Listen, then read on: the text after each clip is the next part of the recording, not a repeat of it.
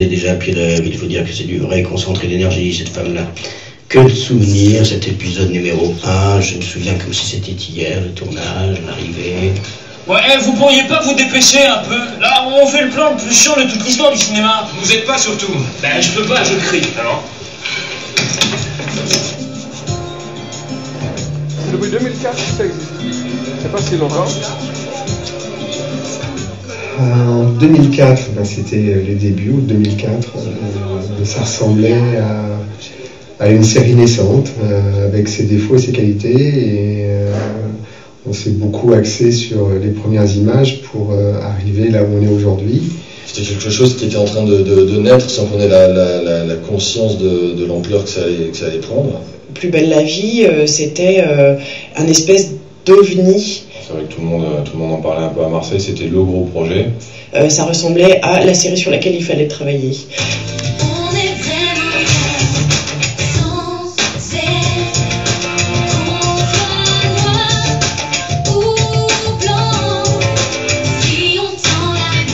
On avait eu quand même relativement peu de temps pour la mise en route du projet, même si 9 mois ça peut paraître considérable.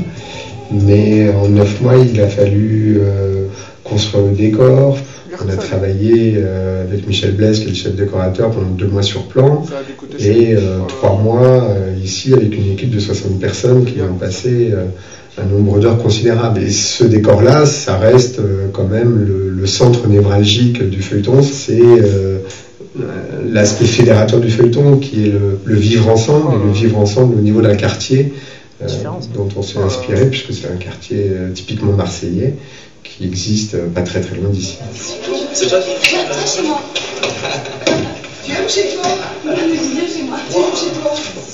Bah, tu cherches une maison à louer. C'était ça. Regarde, c'est incroyable. C'est tout ce que j'aime en plus. Ouais. Il y a la bière, la rénovation. La bière à la pression. Et dis donc, ils ne savaient pas si ça allait avoir du succès à l'époque. La cafetière fonctionne. Peut-être qu'ils créaient ça pour 5 épisodes. Bienvenue chez toi. Hein? Incroyable, hein? Ah ouais, là. Grandiose. C'est cool. Tout est réel. On s'est retrouvé à l'antenne, un peu manu militari, avec très peu de recul sur ce qu'on avait mis en place et construit. Et donc il a fallu qu'on analyse assez vite, et on s'est mis autour de la table pour travailler avec France 3 par rapport aux premiers épisodes du feuilleton. L'objectif de départ, c'était qu'une production avait réussi à vendre, entre guillemets, à une chaîne 260 épisodes. Ah bon? Aujourd'hui, on est pas loin du 280e épisode de bonus, quoi. Donc ça, c'est assez colossal quand on pense. C'est jamais gagné d'avance. Je ne connais pas une seule fiction dont on peut dire à l'avance qu'elle va faire de l'audience. Il faut créer le rendez-vous. Et c'est vrai que dans cette dynamique-là, la chaîne a été très présente et nous a suivis et accompagnés sans jamais fléchir, sans jamais remettre en question ce qui avait été fait, en l'analysant, en étant critique, ce qu'on est toujours. Mais jamais ils ont dit on n'arrivera pas, on va arrêter. On commence par vous, c'est-à-dire on démarre la chanson, on descend sur vous et on fait l'échange entre vous, d'accord? À 2 caméras, hein, Pascal. Là, je veux chant contre chant. Hein. Donc, si tu viens en direct, excuse-moi, si tu viens en direct, tu viens, de toute façon, mais comme si tu étais une copine, mais ouais, de toute façon, tu as toujours été, et puis tu en profites un peu, et elle sait. Moi, je vous laisse un peu faire ou pas au début? Tout petit peu. T'attends la fin du truc, oui. Bah oui, faut bien faire, il faut le faire, c'est un travail à faire, à usiner, fabriquer, excusez-moi. On est parti en se disant qu'on allait faire quelque chose qui n'existait pas à la télévision, c'est-à-dire dans un premier temps le mélange des genres, puisque avant on faisait soit du policier, soit de la comédie, soit du milo, soit du romanesque, enfin bon, on n'aimait pas mélanger les genres. Plus belle la vie, du fait de sa structure sur 3 arches différentes, mélange mécaniquement des histoires différentes avec des tons différents et des genres différents de la fiction. Ça, c'est déjà une chose. La deuxième chose, c'était aussi un souhait qui était déjà dans la note d'intention que nous avait donnée la chaîne pour réfléchir au projet, qui était de faire un programme qui soit transgénérationnel. Ça allait chercher les jeunes, aller chercher les femmes, les quadras, travailler sur des tranches et des cibles, des tranches d'âge et des cibles différentes. Pourquoi vous n'êtes jamais allé chercher des recommandés à la poste? Vous savez très bien que votre proprio veut vous reloger dans un studio. Un studio, un trou à rats, oui. Les gens ne connaissaient pas encore énormément la série, c'est-à-dire que les gens qui n'étaient pas du métier disaient qu'ils en avaient entendu parler, et les gens du métier n'étaient pas très favorables à la série, on va dire, parce que ils trouvaient que ça se tournait très vite, que c'était pas comme du film. Donc c'est pareil, ça on était perçu un petit peu comme les trublions quand on était arrivé par les gens qui étaient installés, qui étaient en place, qui avaient leurs petites habitudes, comme partout ailleurs, hein, c'était pas du tout péjoratif. Bon, je dirais, et moi, on voulait quand même mal prendre. On ferait la tête. Depuis plusieurs années, ça a beaucoup changé. Et à la fois, les gens du grand public sont toujours très bluffés en disant « Oh là là, tu travailles sur le bien de la vie, c'est formidable, est-ce que je peux avoir des autographes, est-ce que je peux avoir ci et ça ?» Et quant aux gens du métier, je dirais que l'image a vraiment beaucoup changé, l'image de Plus belle la vie, avec un côté assez positif dans la mesure où il y a eu pas mal de guests qui sont arrivés sur la série, qui sont des gens qui avaient déjà une stature en cinéma, en télé, en théâtre. Ça a redoré un petit peu le blason auprès des gens de la profession. Qu'est-ce que tu as envie de répondre?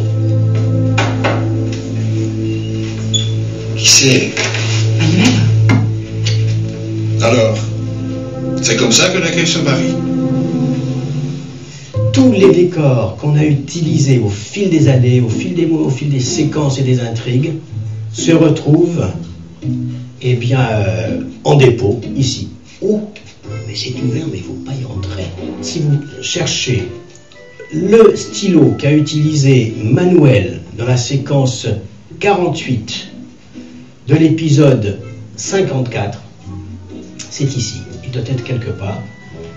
Un accessoiriste zélé va vous dire le stylo, il est là, sur cette troisième étagère à gauche, et il va vous le trouver. Je suis ému, ce que je vous dis. Suivez-moi, il faut sortir d'ici. Ce qui est intéressant avec le feuilleton, et c'est quelque chose qu'on n'avait pas prévu, c'est que, mais en même temps on est très fiers, c'est que c'est un programme qui donne lieu à discussion. Le retour qu'on a, les gens nous disent c'est sympa parce qu'on a pu en discuter en famille, où j'ai pu parler de tel sujet avec mon père, j'ai pu parler de la guerre d'Algérie, j'ai pu parler de mon homosexualité. Foutez le camp de ma cuisine. Vous êtes comme la plupart des gens, monsieur Marcy. Les homos, vous avez rien contre, mais pas chez vous. Mais comment vous osez me dire ça? On donne des points de vue, hein, on échange des points de vue. On n'est pas là nous pour trancher, pour dire c'est comme ci ou c'est comme ça, parce que c'est pas la vocation du feuilleton. T'es au courant que les parents repartent au bled? Mais ils ont décidé ça quand? Il y a 2 mois environ. Maman est déjà là-bas. Mais c'est pas possible, ça, personne ne peut prévenir. Tu préviens quand tu t'installes dans les beaux quartiers, toi? Le feuilleton, on essaie de le définir comme citoyen humaniste, en se disant qu'à 40 ans, on pense peut-être pas comme à 20 ans, et on pensera peut-être aussi différemment à 60. Mélanie, regarde-moi. Rachel, c'est pas le moment. Mélanie.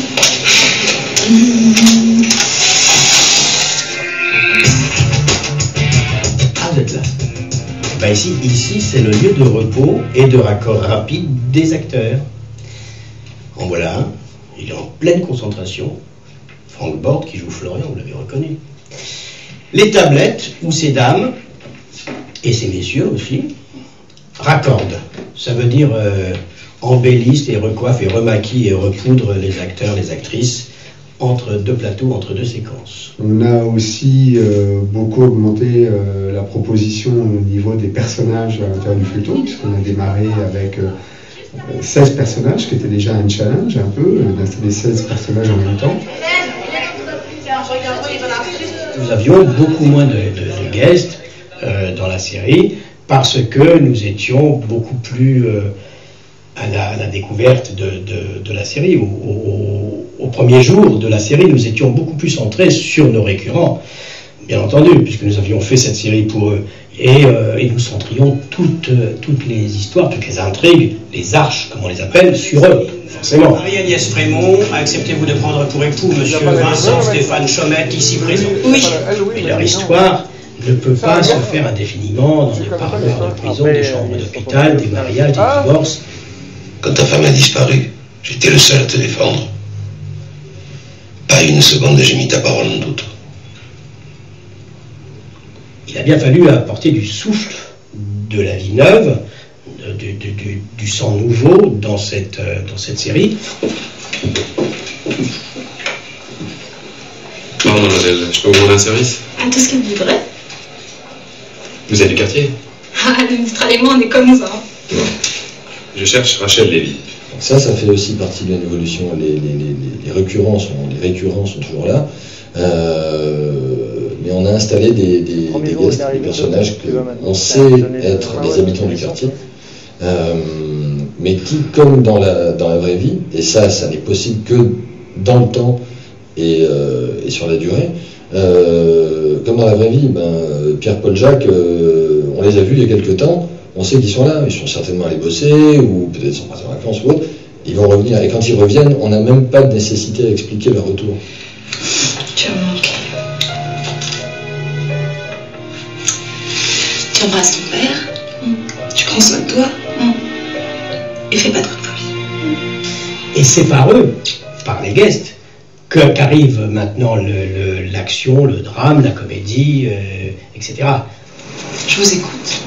Tout ce que je viens de vous dire ne vous servira strictement à rien. Frémont, par exemple, était venu pour une intrigue bien spécifique. Il devait rester 2 mois, ou même moins. Et la force du personnage a fait que nous l'avons gardé. Il est devenu ce qu'il est, le méchant au doux sourire tout de même.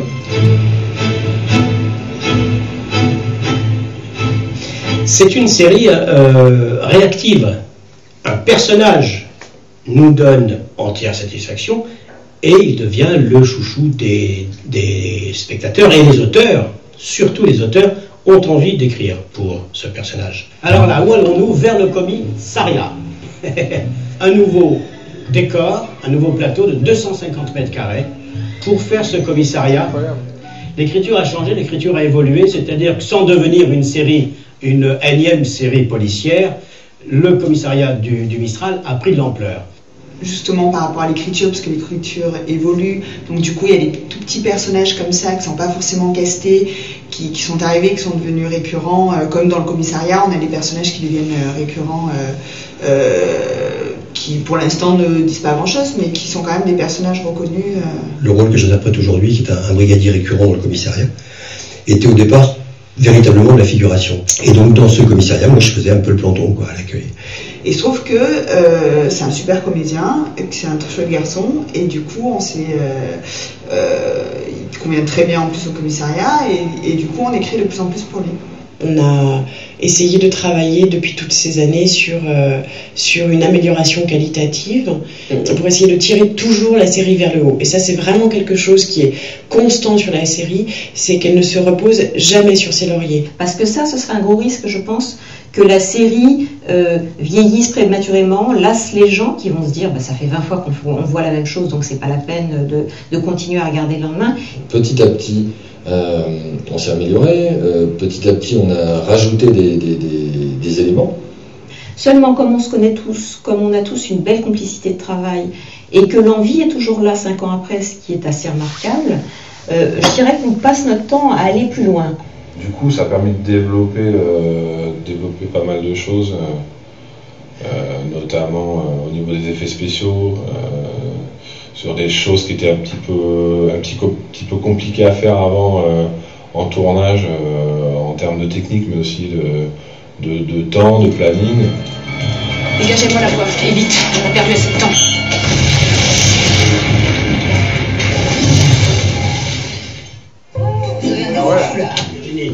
Salut, tu as mon truc? Je te l'ai montré hier.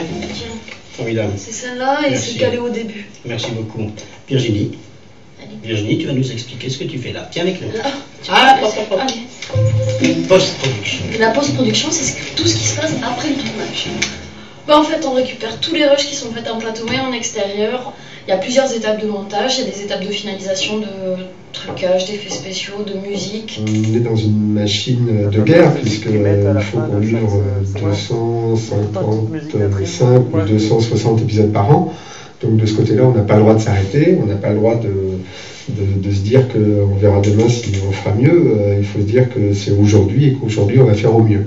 Entre la livraison du séquencier, les réunions séquenciers, les réunions réales, les réunions texte, le tournage était 6 jours de travail. Par épisode. Par épisode, bien sûr. On peut dire raisonnablement qu'il s'est passé, quoi, 25 jours? 1 mois et demi. 1 mois et demi. 1 mois et demi. 1 mois et demi avant le fameux PAD. Prêt à diffuser. C'est là-bas que tu le dis. Prêt à diffuser. Il s'appuie sa canne, c'est-à-dire, mais il y a aucune C'est-à-dire qu'il faut accepter la notion d'industrialisation d'un système qui normalement est un système un tout petit peu empirique et en tout cas artistique. Là, on est sur un mode d'industrialisation. Le challenge, c'est de conserver le plaisir et de ne pas perdre la notion de créativité.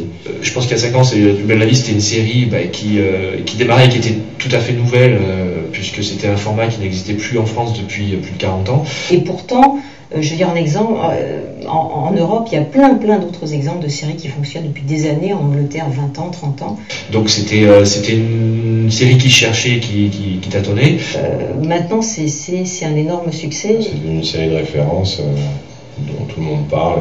Quelque chose qui peut-être nous dépasse un peu tous.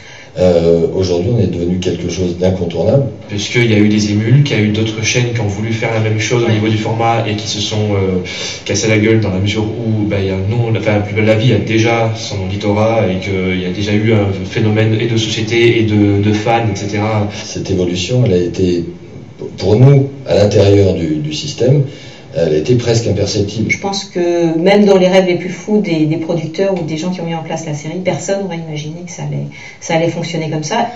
C'est une série incontournable, mais que rien n'est acquis. C'est ce qui fait aussi que ça nous tient dans une dynamique qui nous donne envie d'essayer de faire en sorte, je dis nous, c'est-à-dire tout le monde, quoi, chacun à son poste, de faire en sorte que l'intérêt reste le même pour le téléspectateur jusqu'à dans longtemps. Donc pourquoi pas, c'est peut-être possible de se dire que 5 ans c'est juste le début de la jeunesse de cette série-là et qu'on est encore là pour très très longtemps. Qu'est-ce que j'ai encore Tout de fait? suite perso. Eh ben non, justement, c'est professionnel. Ouais, c'est ça. Il est aimable comme un plat à gratin. Et c'est pas que pendant le coup de feu, ça, hein? Oui, non, c'est pas encore un coup de feu, c'est encore un coup de Mélanie. J'ai pas envie que tu deviennes la maîtresse de maison idéale. Toute la journée en train de torcher les moules. Ça risque pas. Nathan a beaucoup de défauts, mais il va aux toilettes tout seul. Allez, pour les faites travailler ta traite. Il y aura des jeunes quand même. Mais qu'est-ce que vous croyez? Évidemment qu'il y aura des jeunes. Parce qu'avec les vieux, je m'ennuie. Ils dansent mou. Tous ces pauvres arbres abattus pour des bouquins que je vais jamais lire. Je suis très sensible à ta fibre écologique, mais je pense que pour être cohérent, ça serait bien de les ouvrir. J'ai une vénération pour vous. Depuis que vous êtes arrivé ici, ma vie est un champ de fleurs. Et il est lourd alors? Ce que je sais, moi. Il est passé en faisant la gueule, il est reparti en disant qu'il avait besoin de se nettoyer la tête. Attends, il est parti chez le coiffeur. Essayons. Qu'est-ce qu'on risque après tout? À part se couvrir de ridicule? Y'a pas à dire, on fait une belle brochette d'enfants de salon. J'oubliais. Des carottes. Pour nourrir le lapin que vous m'avez posé. Mais là, ça arrive, les tomates ça se découpe et les assiettes ça se prépare. Ouais, moi mes clients ils vont se tirer si ça continue, hein. Alors, pas de parlotte et un peu plus d'échalote. Vous avez une tête à aimer les brunes, vous. Vous êtes tout le temps comme ça? Ah non. L'année dernière, j'étais blonde comme les blés. Voilà, fini. C'est parti de rien pour devenir quelque chose d'énorme. C'est une grande famille. C'est une grande émotion. Et d'en faire partie, pour moi, ça a toujours été quelque chose d'extraordinaire. Longue vie au Mistral. Longue vie à Plus belle la vie. Bon, donc voilà. Ça a l'air fini, non? Oui, ça a l'air terminé. Allez, on va boire un verre au vieux pot. J'ai soif.